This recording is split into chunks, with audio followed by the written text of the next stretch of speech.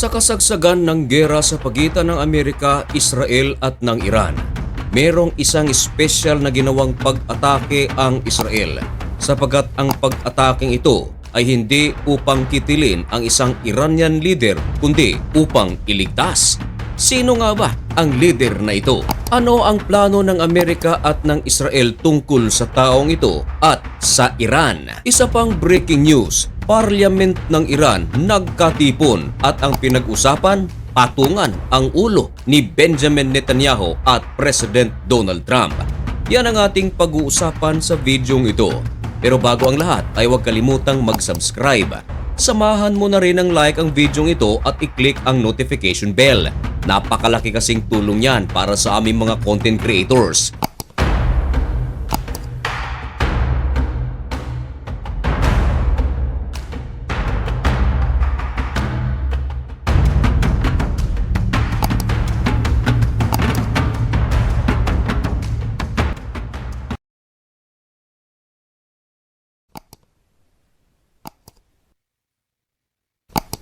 Maligayang pagbabalik mga kaibigan.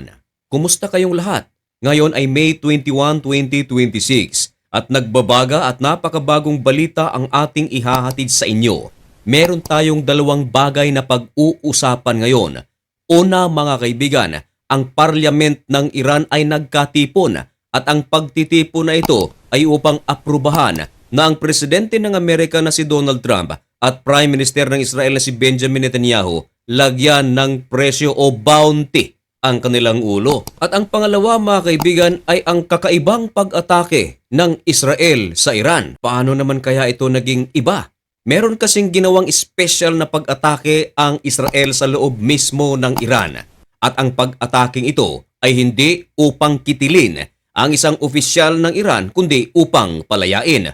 Unahin nating pag-usapan mga kaibigan, sino ba ang taong ito na iniligtas ng Israel at ng United States of America sa kasagsagan ng kanilang giyera?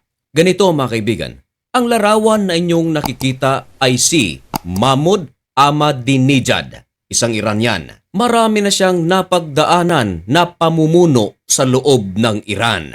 Siya mga kaibigan ay kaibigan din ng namayapang Supreme Leader ng Iran na si Ayatollah Ali Khamenei. Marami na ring beses mga kaibigan na tinutuligsa nito ang United States of America.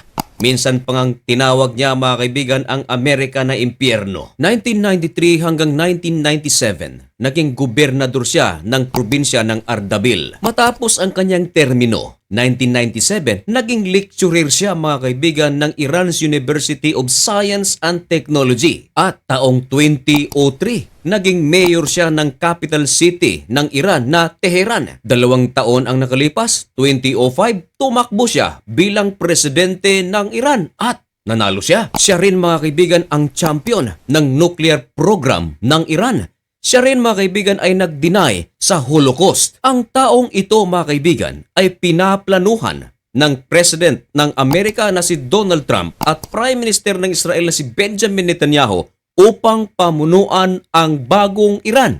Teka, nakakalito at napaka-unusual nito. Tumatayo kasi si Mahmoud mga kaibigan na talagang kontra siya sa United States of America at Israel.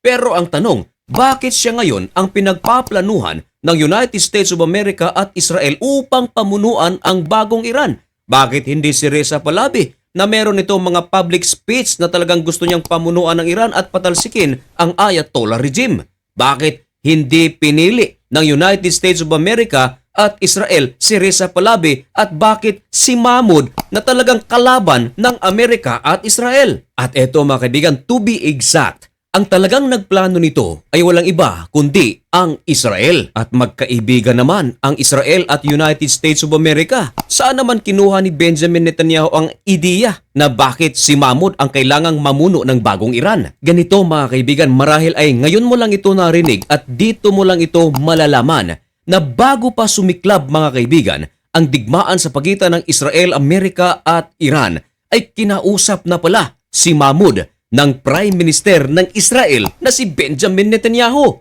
Tama ang iyong narinig, nagkausap na si Netanyahu at si Mahmoud. Ito palang si Mahmoud mga kaibigan ay naka-house arrest Ngayon, merong isinagawang special na pag-atake ang Israel sa Tehran.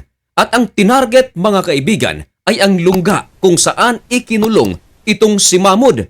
Hindi siya tinarget upang kitilin, kundi tinarget ang kanyang lugar upang siya ay palayain. And of course, to make the story short, nakalaya nga itong si Mahmoud. At magmula noon, hindi na nakikita itong si Mahmoud na magsagawa ng mga public speech. Hindi na rin siya nakikita sa mga meetings ng IRGC. Hanggang ngayon ay wala pang ibinabalita kung nasaan siya. Walang ibinalita na siya'y nasawi. Walang ibinalita na siya ay lumisa na mula sa Iran. Bakit naman siya na house arrest ng Ayatollah regime? Maraming pagkakataon kasi mga kaibigan na kinokontra na rin ni Mahmoud ang mga pamamalakad ni Ayatollah Ali Khamenei hanggang sa hindi na nga ito dumadalo sa mga meetings at mga pagtitipon 2 linggo na. Kaya ayon sa IRGC, he is finished. Pinalitan siya. At bakit naman siya ang pinagplanuhan ni President Donald Trump at ni Benjamin Netanyahu upang pumalit sa Ayatollah regime at pamunuan ang Iran?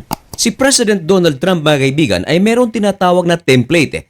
Ibig sabihin, porma na. Ibig sabihin, meron ng plano. Kalaban na rin mga kaibigan si Mahmoud ng IRGC kasi ngayon. At kinopya ni President Donald Trump ang kanyang istilong ginawa sa Venezuela.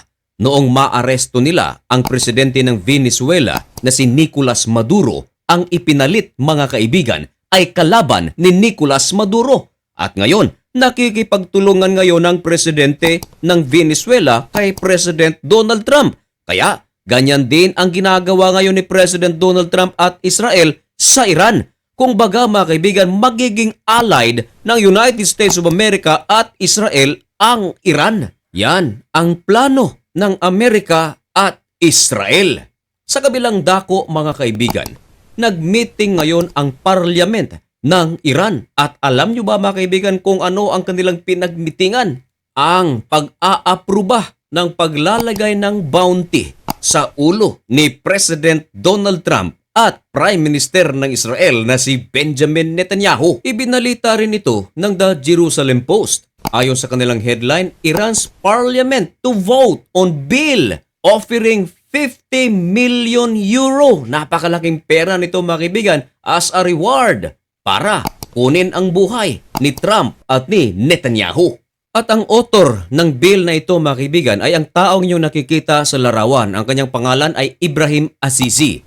Siya mga kaibigan ay chairman ng National Security ng Iran. Ayon kay Azizi, kung paanong tinarget ng United States of America at Israel ang kanilang Ayatollah na si Ali Khamenei ay kinakailangang ganun din ang gawin sa Presidente ng Amerika at Prime Minister ng Israel.